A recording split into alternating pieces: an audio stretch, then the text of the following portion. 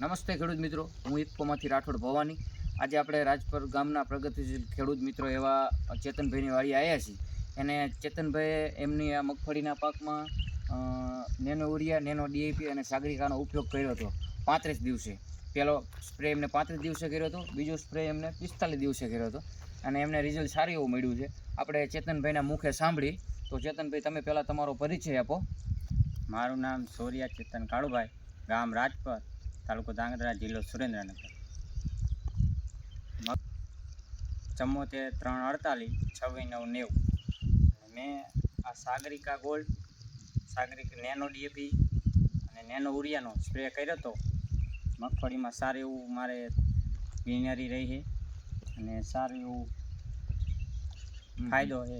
હવે ચેતનભાઈ, તમે આમાં પર પંપે શું પ્રમાણ રાખ્યું હતું આ નેનો યુરિયા, ડીએપી અને સાગરિકાનું?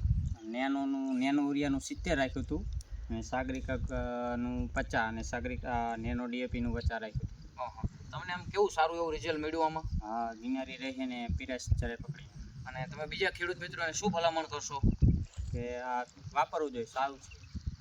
ભલે.